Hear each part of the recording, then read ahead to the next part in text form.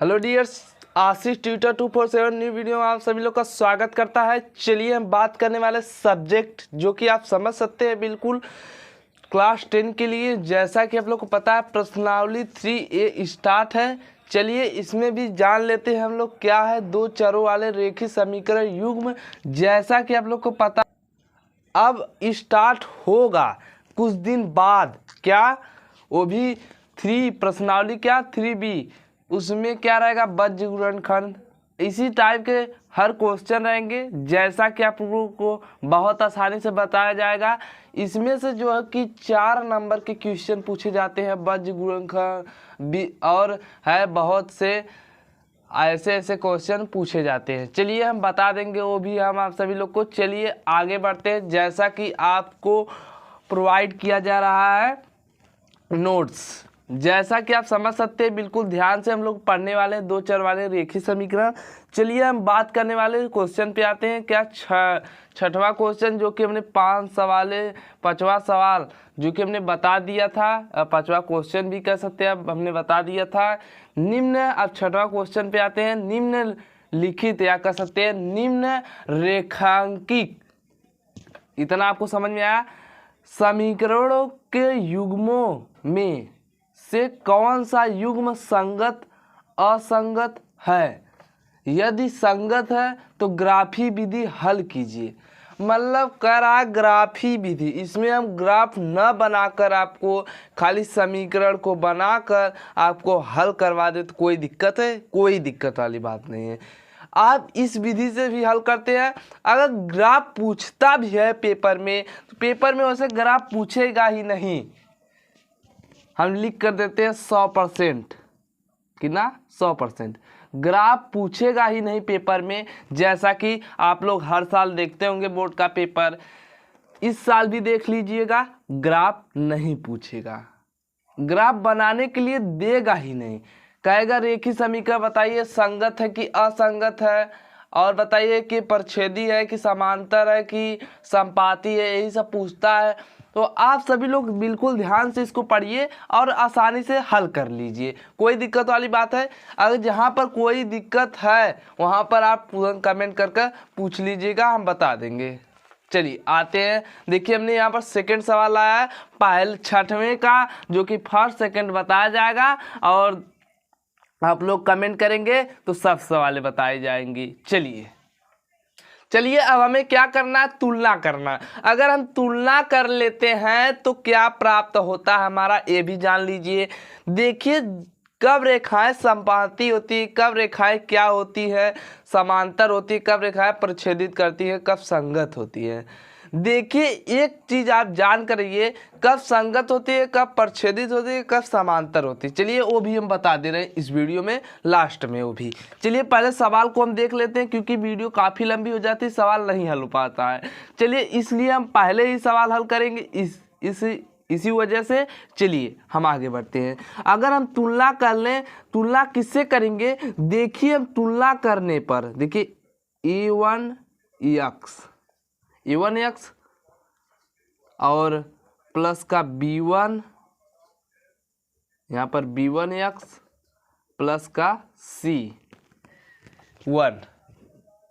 बराबर का 0, तुलना करने पर देखिए हमें इससे तुलना करना है। तुलना करने पे क्या आएगा? और आ जाएगा।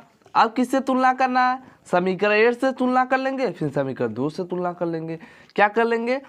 a2x प्लस b2x प्लस यहाँ पर y रहेगा प्लस b2y, यहाँ पर भी y रहेगा, सॉरी दोस्त, प्लस क्या हो जाएगा c2 बराबर का 0, यहाँ पर क्या लिख देंगे? तुलना करने पर। अगर हम कहते इस क्वेश्चन से जो इबारती प्रश्न है सभी प्रश्न हल करवाए जा रहे हैं, लेकिन आप लोग कमेंट नहीं कर रहे हैं। बिल्कुल ध्यान से पढ़िए, अगर जाकर पेपर में पछताएंगे तो वहाँ पर कोई आपको सहायता देने वाला नहीं रहेगा। अगर पहले से ही पढ़े रहेंगे तो उसके लिए आपको धन्यवाद, नहीं पढ़ेंगे तो अपना लाइफ खराब करेंगे। चलिए आगे बढ़ते हैं। जैसा कि हम लोग तुलना करते हैं, तुलना किससे करेंगे? a1 देखिए a1 के जहाँ पे x है लेकिन यहाँ पर कुछ नहीं है तो हम मान क्या लेंगे 1 मान लेते हैं। अब देखिए क्या करना है, ये b1 कॉमा कर b1, देखिए b1 यहाँ पर b1 की जगह पे y है लेकिन कुछ नहीं है तो कॉमा कर 1। देखिए अब क्या करना है हमें, जो कि c1 इधर आएगा, समीकरण क्या बन जाएगा x प्लस वाई माइनस 5 बराबर का 0, यही समीकरण बनेगा। तो c1 बराबर का क्या होगा वो भी हम लोग जान लेते हैं। चलिए यहाँ पर देखिए c1 बराबर का होगा जो कि हमारा माइनस का 5, इतना आपको समझ में बहुत अच्छे से आ रहा होगा। चलिए अब हमें क्या करना है, समीकरण 1 से तुलना हो गया, अब समीकरण 2 से क्या करेंगे, समीकरण 2 क्या है a2 यहाँ पर लिख लेंगे। a2 बराबर कितना है, a2 बराबर का हमारा 2 है, यहाँ पर 2 लिख लिया। अब देखिए क्या करेंगे, जब इसको करेंगे बराबर b2 बराबर का क्या करेंगे, हमें b2 बराबर क्या है, b2 बराबर हमारा कितना दिया हुआ है 2 दिया हुआ है, प्लस का 2 है प्लस का 2 लिखेंगे, अगर माइनस का 2 रहता माइनस का 2 लिखते, कोई दिक्कत वाली बात है, कोई दिक्कत वाली बात नहीं। चलिए आगे बढ़ते हैं। अब देखिए इसको भी वैसे कर देना है। देखिए यहाँ पर समीकरण को अभी हमने यहाँ पर बनाया नहीं, समीकरण क्या बना देंगे 2x प्लस 2y और यहाँ पर क्या हो जाएगा माइनस क्या हो जाएगा 10 बराबर का 0, वही बात हो गई। अब यहाँ पर क्या लिख लेंगे c2 बराबर का क्या हो जाएगा हमारा माइनस का 10। चलिए आप समीकरण को संतुलित कर लिए। अब क्या करना है, अब मान रखने में आसानी होगी। चलिए अब हमें क्या देखना है, a1 देखिए a1 बटे a2 बराबर b1 बटे b2 और क्या होता है बराबर c1 बटे c2। ये सब कब आते हैं, चलिए हम यहाँ पर दिखा देते हैं। देखिए डियर्स आप लोग समझ सकते हैं, जब रेखाएं समपाती होती हैं तो क्या होता है a1 बटे a2 बराबर b1 बटे b2 और यहाँ पर क्या हो जाएगा बराबर c1 बटे c2, वो भी संगत होंगी। संपाती को क्या कहेंगे, संगत होंगी।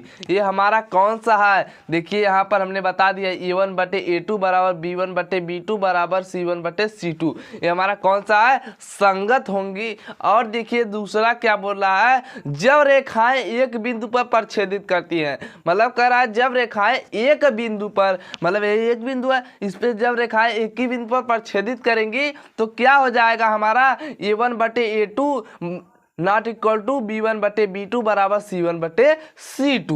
चलिए आगे देखते हैं, जब रेखाएं समांतर होंगी क्या हो जाएगा a1 बटे a2 बराबर b1 बटे b2 not equal to c1 बटे c2, ये भी क्या हो जाएगा असंगत हो जाएगा। चलिए आप लोग बिल्कुल आसानी से कर ले जाएंगे। चलिए आगे बढ़ते हैं हम लोग। अब क्या करना, हमें कुछ नहीं करना, आप लोग आसानी से देख लीजिए। चलिए हम लोग यहाँ पर जानते हैं कैसे सवाल हल होंगे, कैसे आपको x y के मान मिलेंगे वो भी हम जान लेते हैं, संगत है कि असंगत है वो भी हम बता देते हैं। चलिए इस वीडियो में आप सभी लोग ध्यान से पढ़िए खाली। अब क्या करना है, देखिए अब इसमें कुछ नहीं करना, आपको बहुत आसानी से हल हो जाएगा। इसका जो मान है यहाँ पर रख देंगे, आसानी से इसके मान पे रख देंगे, आसानी से आपको प्राप्त हो जाएगा। क्या हो जाएगा, अगर a1 का मान 1 बटे कितना है, a1 का मान 1 बटे 2 है बराबर b1 का मान 1 बटे 2 है बराबर c1 का मान माइनस 5 बटे c2 का मान माइनस 10। देखिए ये भी क्या हो जाएंगी आपकी, देखिए 1 बटे 2 बराबर 1 बटे 2 बराबर क्या हो जाएगा 1 बटे 2, माइनस से माइनस गया, 5 एकम 5 दूनी 10। एक कौन सा बन गया आपका, देखिए इसमें पूछा है निम्नरेखिक समीकरणों के युग्म में कौन सा संगत असंगत है, मतलब कह रहा संगत बताइए और असंगत बताइए। यदि ग्राफी विधि इसको हल कीजिए, मतलब हम ग्राफ न बनाकर आपको संगत असंगत बता देते हैं। ग्राफ को आपको आएगा ही नहीं पेपर में, बिल्कुल आप इसका ध्यान दीजिए, ग्राफ जो है पेपर में आएगा ही नहीं। चलिए अगर आता भी है तो हमें यहाँ पर आप लोग कमेंट कीजिएगा, अगर आप लोग को स्कूल में बताया गया होगा कमेंट कीजिएगा तो हम लोग बता देंगे। यहाँ पर देखिए क्या होता है, ये जब हो गया देखिए A1 बराबर A2, ये क्या हो गया हमारा संगत हो गया। संगत कैसे संगत हुआ ये भी जान लेते हैं हम लोग। फर्स्ट वाला देखिए हमारा फर्स्ट वाला क्या है, जब रेखाएं संपाती होती है, मतलब कह रहा है जब रेखाएं संपाती होती है तो फार्मूला कौन सा लगता है हमारा, A1/A2 बराबर B1/B2 बराबर C1/C2। तब ये क्या होंगी, संगत होंगी। संपाती होगी तो संगत होंगी, और जब रेखाएं समांतर होंगी तो असंगत होंगी। आप ये बिल्कुल ध्यान दीजिएगा और बहुत अच्छे से पढ़िएगा। चलिए हम इसको आगे बढ़ते हैं इसी टॉपिक को लेकर। अब एक तो हमारा हल हो गया, दूसरा देखेंगे क्या है। दूसरा समीकरण हमारा बना हुआ है जैसा कि आप लोग देख सकते हैं बिल्कुल, x माइनस वाई यहाँ पर बराबर का 8, 3x माइनस 3y बराबर का 16 समीकरण सेकेंड है। जैसा कि अब आगे बढ़ते हैं, सवाल को आप लोग पूरा देख लीजिएगा, जहां पर ना आए कमेंट करके पूछ लीजिएगा। अगर ग्राफ बनाने के लिए आपको स्कूल में बताया गया होगा तो वहां पर कमेंट कीजिएगा, हम बता देंगे। कोई दिक्कत वाली बात है, कोई दिक्कत वाली बात नहीं है। चलिए देख लीजिए आप सभी लोग। अब आते हैं हम सेकंड सवाल पे, जो कि छठवां का सेकंड सवाल है। आप सभी लोग देख सकते हैं बिल्कुल ध्यान से। चलिए अब इस सवाल को हल करने के लिए हमें क्या मिलेगा वो भी हम जान लेते हैं इस फार्मूले के हिसाब से, जैसा कि आपको हमने फार्मूला बताया है। चलिए आगे बढ़ते हैं। सवाल हमने आपको बताया तुलना कैसे किया जाता है वो भी हमने बताया। चलिए फिर बता देते हैं। यहाँ पर देखिए तुलना करने पर क्या होता है, हमें आसानी से हल हो जाता है। पहले अगर आप डायरेक्ट करेंगे तो परीक्षा में वो भी आपको डायरेक्ट नंबर दे देगा। क्या डायरेक्ट दे देगा, देखिए अगर आप डायरेक्ट थोड़ा लंबा टॉपिक करेंगे तो क्या करेगा, एग्जामिनर देखेगा, सोचेगा कि थोड़ा लंबा किया, चलिए इसको 2 नंबर दे देते हैं। अगर आप शॉर्ट में करेंगे, अगर वो 2 ही नंबर का क्वेश्चन है तो आपको 1 नंबर दे देगा या 1.5 नंबर दे देगा। कोई दिक्कत वाली बात है, कोई दिक्कत वाली बात नहीं है। अगर आप शॉर्ट में करेंगे तो कोई यहाँ पर थोड़ा नंबर मिलेगा, अगर लॉन्ग में करेंगे थोड़ा सा लंबा नंबर मिलेगा। चलिए आगे बढ़ते हैं क्वेश्चन को लेकर, क्योंकि वीडियो काफ़ी लंबी हो चुकी है, 12 मिनट की बन चुकी है। चलिए हमें जो कि 18 मिनट से ज़्यादा नहीं होने देना है। चलिए देख लीजिए। अब जब इससे तुलना करेंगे तो क्या हो जाएगा, A1x plus B1y plus C1 से तुलना करने पर।